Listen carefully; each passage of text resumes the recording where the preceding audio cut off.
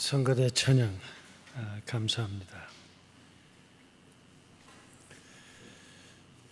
오늘 우리 주일은 총회가 결의한 결의에 따라서 평화와 통일의 주일이라고 하는 제목이 붙여 있습니다.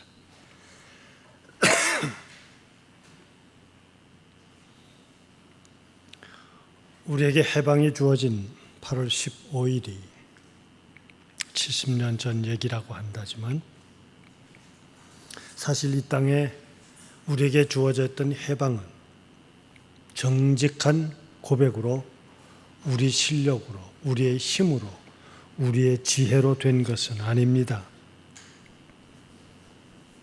일본은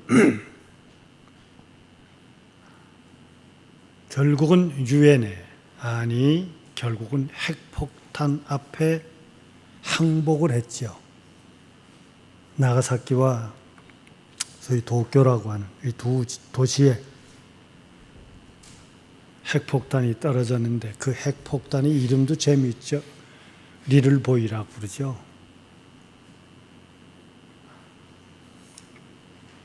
결국 일본의 항복에 의해서 우리는 속국으로 살던 때에서부터 해방의 날을 맞이했습니다.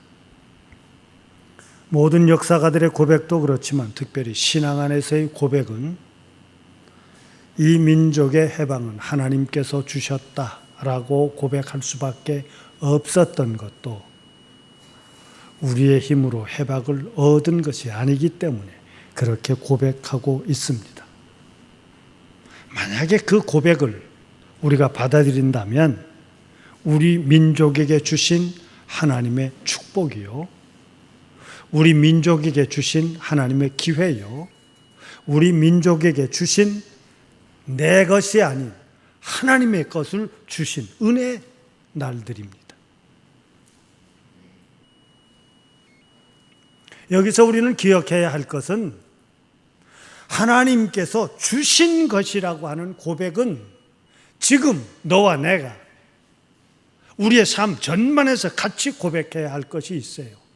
이 시간까지 내가 살아왔다라는 말을 하지만 신앙의 눈으로 다시 설명한다면 그것은 하나님께서 이 시간까지 나로 살게 하셨다라고 고백해야 할 것입니다.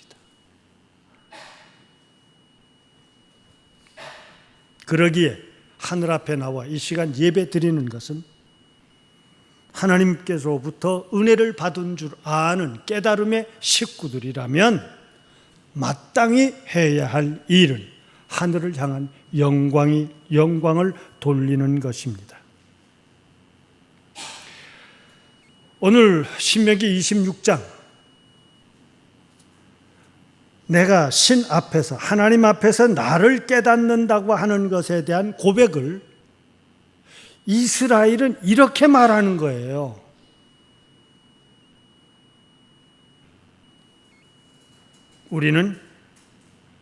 우리 조상은 방랑하는 아람 사람이었다. 애굽에 들어가서 그들의 박해 속에서 어려움을 겪었는데 소수의 사람이 애굽에 들어가서 학대를 받고 괴로움을 겪고 수많은 억울함을 당하고 지킬래야 지킬 수 없고 심지어 부모가 그 자식의 생명까지도 돌볼 수 없는 그런 상황 가운데 주어졌고 중노동을 했고 그 노동을 해봐도 그것은 내 것일 수 없는, 그래서 이스라엘의 오늘 성서에 이야기해주고 있는 것은 내 삶은 고통, 신음, 그리고 그 모든 것은 압제밖에 없었다고 고백하고 있습니다.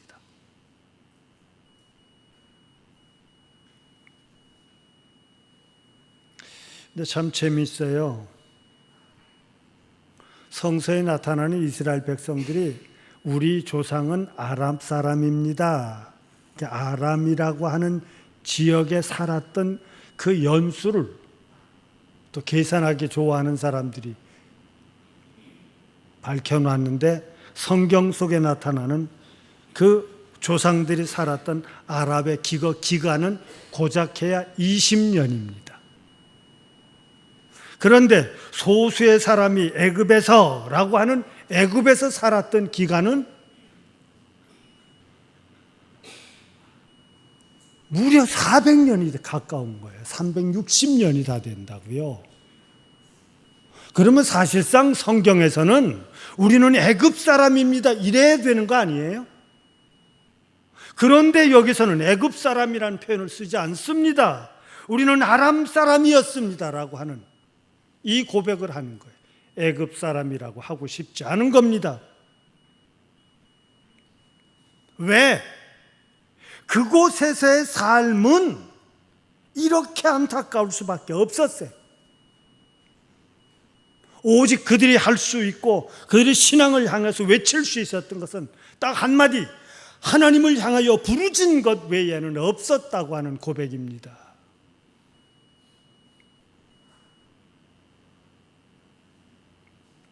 할 수 있는 것이 이거밖에 없다니요. 우리가 사는 이 세상은 정말 이런 처지에 놓이지 않기를 바랍니다.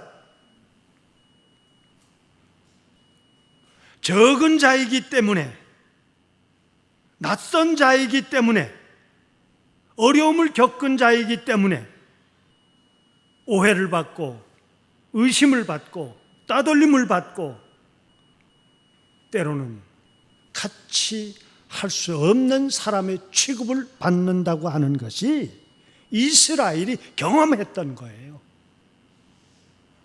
그러나 아랍에 살고 있었을 때는 하나님과 우리의 조상들이 꿈을 가지고 살아왔습니다.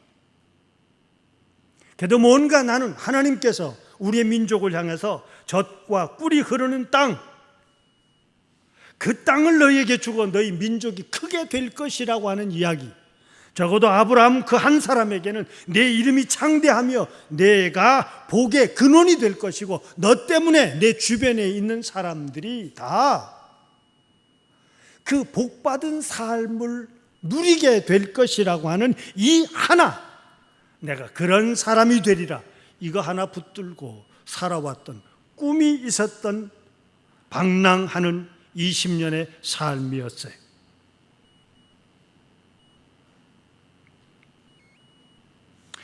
여기서 방랑이라는 단어가 성경이에요. 오베트라고 하는 단어를 썼는데 참 재밌어요. 그 단어를 다르게 표현하면요, 꺼져가는 것, 소멸하는 것, 죽어가는 것, 혹은 죽게 되는 것, 잃어버린 것, 그런 뜻이 있어요. 이스라엘 백성들의 조상들의 삶은 떠돌이였습니다. 나그네입니다. 피난민입니다. 낯선 자입니다. 그래서 그들은 피해 다니다 애굽이라고 하는 곳에 그래도 먹고 살 수 있는 자리가 그곳이라고 생각해서, 적어도 요셉 한 사람이 애굽에 가서 성공했다는 그것 때문에 그 가족이 애굽에 들어가는 것이 오늘 이스라엘 백성들의 고난의 시작이고, 묘하게도 그 고난으로부터 이스라엘의 삶이 시작되는, 이스라엘의 나라의 시작되는 6월절이 거기서부터 생기지 않았습니까? 그런데 애굽을 나온 그들의 힘에 의해서 나온 것이 아니라 우리가 성서에서 다 얘기했듯이 하나님께서 돌보셔서 애굽에 10가지 재앙을 내리시고 너희들은 가만히 구경만 해라 하며 그 홍해를 건널 때도 마른 땅으로 건넜다고 하는 표현을 쓰지 않습니까? 그리고 그곳에 애굽의 군대들을 다 집어넣어 죽였다고 하지 않습니까? 그래서 그들은 강을 건넌 뒤 축제를 벌리며 춤판을 벌리며 그들은 하늘을 향하여 노래하며 하나님께서 우리를 구원해 주셨다고 고백하며 그들의 40년의 광야 생활을 시작하고 드디어 가나안 땅에 들어와서 그 땅을 요셉의 이인 여호수아를 지도자로 삼고 그 땅을 우리의 땅으로 만들었어요. 그 가나안을 내 것으로 만들기 직전 너희들이 하나님께서 우리의 조상에게 약속한 땅에 들어가거든 너희 이것을 잊지 말아라. 너희 조상은 방랑하는 아람 사람이다. 우리 각자의 지금의 삶을 생각하지 마시고 해방, 전쟁 때 혹은 그렇게 공부하느라 혹은 그렇게 사업하시느라 이 시간까지 견디시느라 수없이 겪으며 살아왔던 그 삶을 돌이켜 보십시오.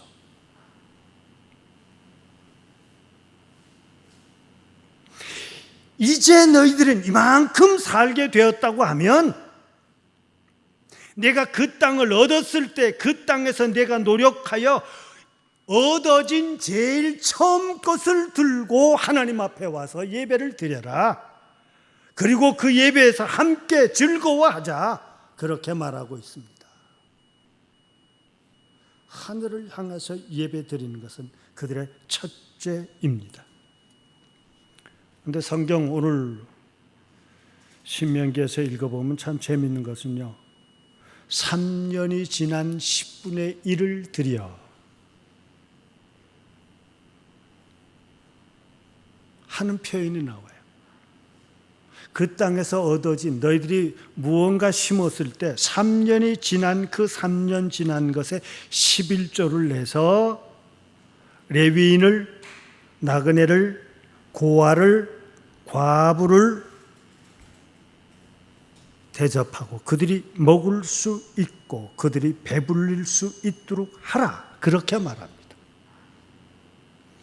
이스라엘은 여기서 우리에게 주어져 있는 것은 나그네 대접이라고 하는 것은 그 당시에 중동 지방의 당연한 덕이에요. 그래도 정상적인 삶과 안정적인 삶을 살고 있다면 나그네는 언제든지 대접하고 거절해서는 안 된 것으로 돼 있었고, 신약에서도 신앙의 덕목 가운데서 베드로 사도도 바울도 그리고 유대인들의 기본적인 것은 나그네, 과부, 고아, 어려운 사람들을 너희들이 절대로 내쳐서는 안 된다고 이야기해주고 있습니다. 예수님의 비유 속에서도 그것을 잘 드러내주고 있는 것은 예수님께서 기도에 관해서 가르치실 때, 야, 어느 날 밤에 내 집에 손님이 왔는데 그 손님을 대접 먹을 것이 없어서 옆집에 친구 집에 가서 문을 두드립니다. 야, 내 손님이 왔는데 내가 먹을 걸 대접할 수가 없다. 그러니 너 좀 내가 가지고 있는 음식을 달라. 그러니까 그 친구가 하는 말이, 야, 우리 지금 잔다. 지금 몇 시인데 와서 지금 문을 두드리고 달라. 그러니 그런데도 이 사람은 그 문을 계속 두드립니다. 계속 두드려야 하는 이유가 뭡니까? 예수님께서는 그 비유에서 기도란 이루어질 때까지 두드리면서 하늘을 향해서 기도하라는 것을 가르치지만, 그 비유 속에 나온 것은 나에게 온 나그네를 그렇게 해서라도 대접해야 하는 것이 마땅한 것이었다는 것을 가르쳐주고 있습니다.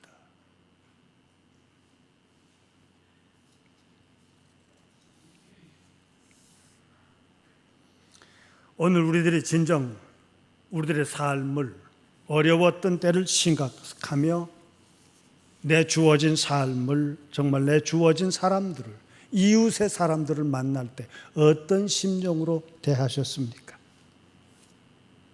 고향을 떠난 자들, 이 자리에는 고향을 떠난 사람들이 많이 계시죠? 낯선 사람들입니다.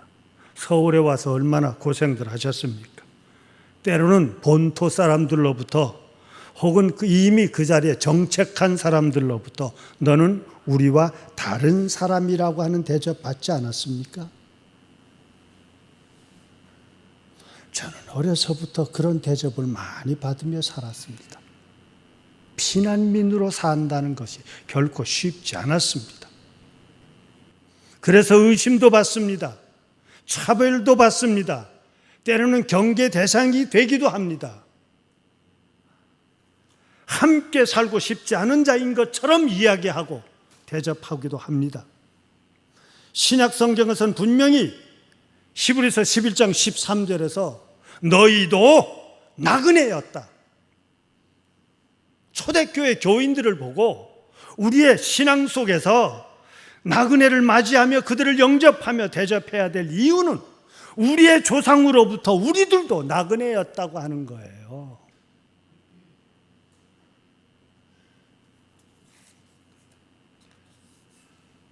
이것이 사실은 이 땅에 오늘 우리는 평화, 통일, 우리나라의 현실을 한번 봅시다. 남과 북은 이미 갈라지며 북은 핵을 가지고 지금 우리를 불바다라고 하는 것으로 위협하고 있습니다.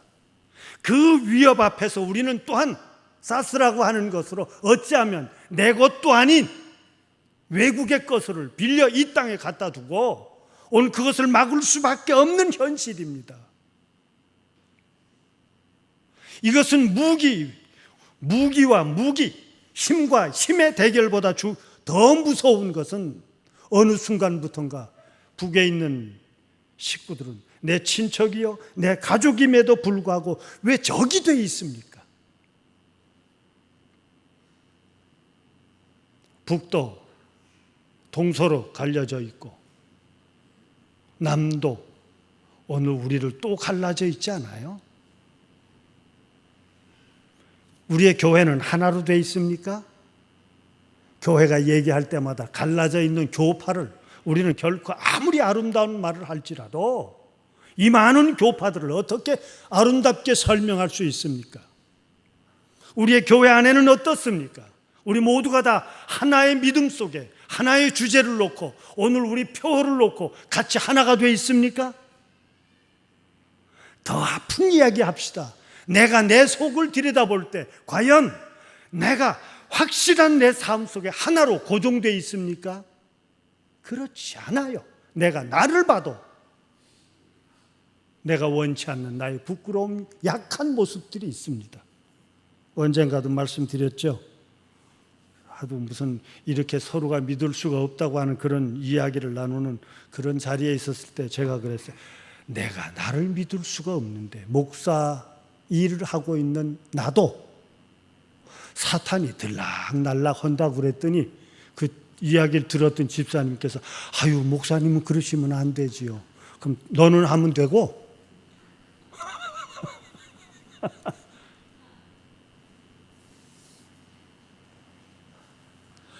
우리 모두는 바로 내가 내 안에서 진정한 나와 꾸며진 나마저도 하나가 이루어질 수 없는 이 아픔 속에 살고 있는 너, 그러기에 우리에게 주어져 있는 모든 약점에도 불구하고 여전히 하늘을 향하여 산다고 하는 것은 대단한 겁니다. 왜? 나는 아직 이루지 못했을지라도 그 온전함을 향해서 가고 있다고 하는 것 때문이에요.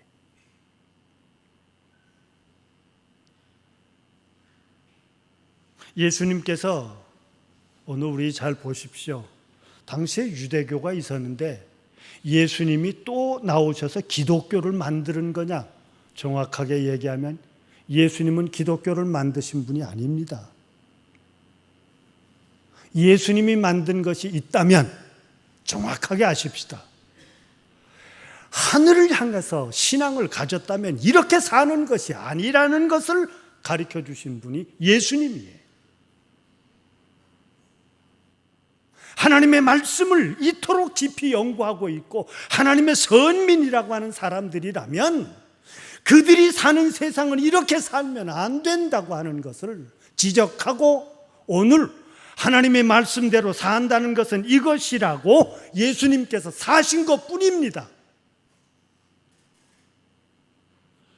그래서 요한복음 15장 14절 15절에서 보면 놀라운 선언합니다. 이제는 너희가 종이 아니니 내 친구다 그랬어요. 이 선언은 소위 우리가 같이 사는 사람들의 너와 내가 다르다는 담을 다 한 거예요.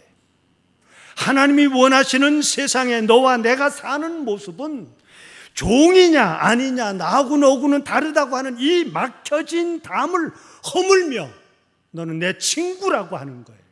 애들 말로 하면 너 내 동무예. 요즘 동무라는 말을 잊어버리셨죠? 쉽지 않습니다. 유행가 가사처럼 뭐 친구야 친구 뭐 한 번 다퉜는데 뭘 그렇게 삐져서 난리니, 그런 노래처럼 예수님께서 당시에 너는 죄인이다, 나와 한 자리에 앉을 수 없다, 수많은 갈라지고 구별된 신앙 속의 다툼을 보시며 이것은 신앙이 내 모습이 아니라고 예수님께서는 정작 갈라설 수밖에 없는 그들을 향해서 이제 너는 종이 아니라 내 친구라고 하는 말로 삶의 중심을 너는 바깥으로 모는 것이 아니라 내 가슴 속에 품는 것으로 만들었습니다.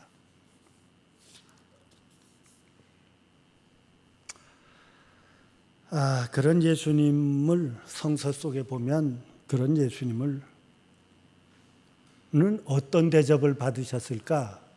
최근에 글을 하나 읽으면서요, 뭐 책을 소개받은 것이 있어가지고 그 책을 뭐 다른 책 다 멈추고 그 책만 그저 읽었습니다만 한 700페이지 되는 책인데, 중동의 눈으로 본 예수, 그래서 공간복음에 나타나는 예수님의 모든 삶을 실제 중동 사람이라면 어떻게 성경을 보았을까, 거기 예수님이 하셨던 것을 보았을까라는 말에 누가복음 7장에 보면 여러분 잘 아시는 것처럼 예수님께서 바리새인에게 초청을 받아서 식사하실 때 한 여인이 와가지고 눈물로 예수님의 발을 적시고 자기 머리를 풀어서 예수님의 발을 닦고 그리고 향유를 또 그 발에 붓는 것이 나와요. 그러니까 그 일을 보고 이 초청한 시몬이라는 바리새인이 예수님을 보고 속으로 생각하기를, 저 여자가 어떤 여자인 줄을 아나? 예수님이 예언자라면, 그러고 말합니다. 근데 예수님께서 그 생각을 하셨어요. 그러면서 예수님께서 말씀하시기를, 야, 500데나리온과 50데나리온 빚진 자가 있는데 500데나리온 빚진 자가 그거 갚으라고 그러니까 아유 제가 어려워서 갚기는 갚겠는데 지금 못 갚겠습니다. 그랬더니 주인이 야, 안 갚아도 좋으니까 그냥 너 살아라 하고 빚을 탕감해 줬대죠. 500데나리온을, 이 얘기가 저도 더위 먹었나 보네. 500데나리온 된 사람에게 탕감을 해줬어요. 이 사람이 아이고 그 은혜를 많이 입었다고 이렇게 나왔어요. 나오다가 자기한테 거기에 10분의 1밖에 안 되는 50데나리온을 빚진 사람을 잡아다가 감옥에다 집어넣었다는 거 아니에요. 돈 낼 때까지 들어가라. 그 이야기를 듣고 먼저 탕감했던 사람이 안 돼, 너 갚어. 그래서 그 사람을 도리어 감옥에 집어넣었댄다. 그런 얘기를 하면서 누가 더 사랑을 받은 사람이냐? 누가 더 사랑을 받아요? 누가 더 은혜를 입은 사람이에요? 500데나리온을 받은 사람이 탕감받기는 그 사람이 은혜를 더 크게 받았어요. 근데 벌 받은 놈은 어떤 놈입니까? 그 놈이 받았어요. 왜? 저는 큰 용서를 받았음에도 불구하고 큰 은혜를 받았음에도 불구하고 그 자그마한 것을 용서할 수가 없었던 것이에요. 그래서 제가 늘 주기도문 외우는 얘기할 때마다 저도 늘 걸리는 데가 있습니다 그랬어요. 어느 부분이라고 그랬죠? 우리 오건사님은 잘 아실 것 같아요. 예? 내가 내 이웃을 용서해 준 것처럼 같이 내 죄를 용서해 주시옵소서라는 표현이 있는 구절이에요. 그래서 저는 그게 걸려요. 그래서 저는 늘 그 대목을 지날 때마다 내가 내 이웃의 죄를 용서해 준 것만큼 이라고 제가 만큼만 바라십시오. 더 바라면 안 돼요. 그런데 예수님께서 이 비유를 하시게 된 그 전에 보면 왜 이 말씀을 하셨는지가 나와요. 더 큰 은혜를 받은 자인 바리새인, 너는 내가 이 집에 들어올 때 발도 씻지 않았고 인사도 입맞춤도 아직, 왜 저 중동 사람들 이렇게 만나면 끌어안고 이렇게 볼때기 이렇게 서로 되잖아요. 그 입맞춤도 안 했고 너희의 향수도 발라주지 않았다. 이건 관례. 초청하는 사람이 초청받은 그 사람에게 깍듯이 영접하는 겁니다. 그런데 너는 그것을 하지 않았다. 제가 이걸 보며 이 중동의 눈으로 본 예수라고 하는 얘기를 얼마나 그 책을 놓고 즐거워했던지, 이 바리새인은 예수님을 공개적으로 초청해놓고 모욕했다는 겁니다. 손님을 손님으로 대접한 게 아니에요. 발 씻지 않은 것, 인사하지 않은 것, 그에게 향수를 바르지 않은 것은 그건 모욕이에요. 그 모욕당하는 모습을 보고 이 여자가 자기는 죄 많은 여인으로서, 부끄러움을 가지고 아픔을 가지고 있는 여인으로서 예수님은 다른 수많은 예언자들 선생과 더불어 다른 모습을 보았는데 이 선생님을 이렇게 대접하다니, 이래서는 안 된다고 바리새인이 모욕하고 예수님을 영접하지 않은 모습을 나는 하며 그는 들고 나가 예수님을 영접했다는 겁니다. 왜 제가 그걸 이때까지 그걸 그렇게 못 봤을까? 얼마나 멋진지. 예수님을 이렇게 대접하다니 내가 견딜 수 없어서, 그는 많은 사람들 앞에 아무리 내가 부끄러운 자요, 내가 아무리 주변자요, 내가 아무리 욕을 먹던 자요, 아무리 남의 눈에 띄지 않던 사람이지만 이렇게 해서는 안 되겠다고 나서며 예수님에게 마땅히 초청받은 자가 받아야 될 모습을 이 여인이 실천했다는 것입니다. 그 저자는 거기에 하나를 더 기록해 놓았는데 그게 뭔 줄 아세요? 예수님이 이토록 모욕받고 하대를, 천대를 받았던 이 모든 것을 같이 참여한 이 여인도 결국은 어떤 대접을 받았겠느냐고요. 그 다음에 예수님의 죽음에 참여하는 여자라고 그 여인을 극구 높였습니다. 우리의 교회는 이래서는 안 됩니다 하고 나설 수 있는 그 한 사람, 우리 교회는 이래야 됩니다 하고 신앙인들의 참 모습대로 나설 수 있는 그 한 사람, 이름이 밝혀지지 않았던, 이 시간까지 부끄러운 자요, 대접받지 못하던 한 여인을 성서 속에 기록되고 있는 모습을 보며 오늘 요한복음 15장 14절 15절에서 이야기해 주고 있는 것처럼 예수님은 이제 내가 너희들을 대할 때 너는 종이지만 너는 내 친구로 대하마. 친구답게 삽시다. 이것이 은혜. 신앙인은 은혜를 받은 자예요. 은혜를 받은 자로 그 은혜에 받은 답게 살아가자는 거예요. 세례 요한이 광야에 나타나서 예수님의 사촌 형이죠. 6개월 먼저 태어나서 그는 제사장 집안의 아들로 태어났습니다. 그가 커서 요단강에 나가서 교회를, 아버지는 유대교 성전에 가서 제사장으로 있고 아들은 광야에 뛰쳐나가서 요단 강가에서 이 독사의 자식들아, 이 죽을 것들아, 하나님의 심판이 있는 줄 알아라. 아예 그 심판은 얼마나 급한고 하니 도끼를 집으러 창고에 갈 필요도 없어. 이미 나무 뿌리 위에 도끼가 놓인 줄 알아라. 살벌하게 이야기하며 그 스스로를 광야에 외치는 자의 소리라고 말하고 있습니다. 이스라엘 백성들이 광야 40년이라고 한다면 어쩌면 이 시간 함께 예배 드리고 있는 너와 나, 오늘 이 시간 이 자리에 계신 만큼 살아왔던 모든 것이 광야 속에서 살아오신 귀한 분들입니다. 그 가운데서도 하늘을 잊어버리지 않고 예배를 드리며 이 자리에 함께 예배에 참석하고 있음이 대단하신 분들입니다. 그런데 이 광야에서 외치는 소리를 들으라고 하는 거예요. 거기에는 가만히 보십시오. 꾸며진 것이 있을 수 없고, 세례 요한이 입은 것도 꾸며진 것이 아니고 먹는 것도 물론 것이고 예배 의식도 그에겐 다듬어진 것이 없습니다.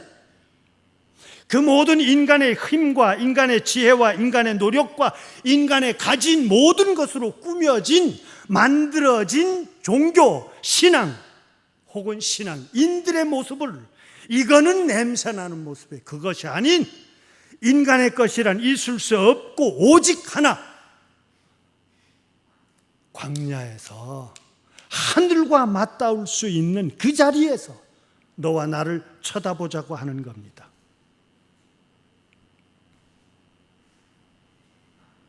인간의 것이 많고 풍부하고 지나쳐서 하늘을 가리는 세상, 세례 요한은 그것을 거절하고, 또한 세상에서는 때로는 종교와 신앙마저도 하나님의 것을 내 것으로 만들어버리진 수많은 신앙인과 종교들, 그것을 거절하고 인간에게 꾸며지지 않은 정난한 내 모습, 풍요 속에, 힘과 조직 속에 가리워진, 숨어 살고 있던 내가 아니라 아무것도 오직 하나, 내가 어떻게 살아야 하느냐 하는 이 하나만을 위해서 생각할 수밖에 없는 그 모든 세상의 것을 다 털고 가만히 하늘의 말씀을 듣자는 겁니다. 누군가는 이 광야에 찾아온, 그리고 나를 찾기를 원하는 그 심령을 향해서 누군가는 하늘의 소리를 정직하게 외쳐야 했습니다. 이것이 우리의 교회이고 싶고, 이것이 우리의 교회 교우들, 예배 참석한 교우들에게 하나님의 말씀을 영접하는 은혜의 자리가 되기를 바라는 것입니다. 설령 그의 길이 박해를 받고 모함을 겪고 죽임을 당하고 조롱을 겪는다 할지라도 내 죽음의 그 자리를 돌로 닫아놓고 거기에 인간의 힘의 마지막 결정적인 권력의 힘으로 도장을 찍어놓는다 할지라도 하늘의 소리를 외치는 예수님의 삶, 바로 그것이, 예수님은 스스로를 보고 이제 아들을 영광되게 하시고 그 아들이 살아오는 그 삶을 통해서 하늘이 영광되기를 바랍니다 하며 예수님의 최후를 마칠 수 있었던 것처럼, 진정 너와 나, 오늘 우리는 예수님의 친구이시며 그 모든 담을 헐며 함께 살기를 원했던 진정한 예수님이 원하셨던 것은 종교가 아니라 사람이 바로 사는 것이었습니다. 한 주간 국가와 민족을 사랑한다는 거창한 말, 전 사실 쓰고 싶지 않아요. 내가 나도 바르게 사랑하지 못하고 나를 내치고 사고 싶을 때도 수없이 많은데, 그러나 오늘 이 한 주간을 살아갈 때 정말 하나님 앞에 내가 나를 지키며 살아갈 수 있는 그 한 사람, 깨어있는 한 사람, 주의 말씀을 전파하는 그 한 사람, 예수님을 향해서 이렇게 대접할 수는 없다고 나설 수 있었던 그 여인처럼 오늘 우리 교우들은 주어진 자리자리에서 하늘 사람답게 살아가시기를 기원합니다. 기도합시다.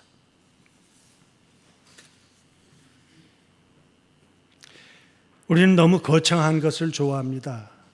너무 화려한 것들을 좋아합니다. 너무 멋을 부립니다. 그것도 모자라면 비싼 것으로 꾸며 살기를 원합니다. 그러나 주님은 늘 말씀하실 때 무엇을 가졌느냐가 아니라 어떤 사람이 가졌느냐를 생각하고 어떤 관계를 주어지냐를 중요하게 생각했습니다. 이스라엘은 우리가 아무리 풍부해진다 할지라도 우리의 조상은 아랍 사람이었음을 기억합시다 하고 말했듯이,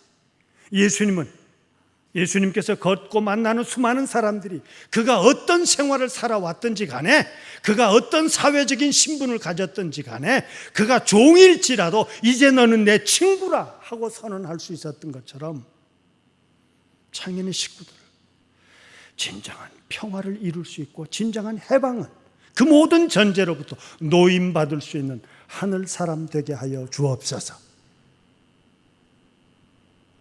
예수님을 바르게 영접하지 못했던 바리새인을 향해서 노여워하며 비록 부끄러운 자리에서 그가 바리새인이 못한 것을 대접했던, 실천했던 한 이름 없는 여인의 봉사와 헌신처럼 비록 우리가 많고 크고 화려하고 남들에게 인정받지 못한다 할지라도 또 한 주간의 삶 속에서 하늘 사람답게 살아가는 칭찬받는 저희들 되게 하여 주옵소서. 그리스도이신 예수님의 이름으로 기도드리옵나이다. 아멘.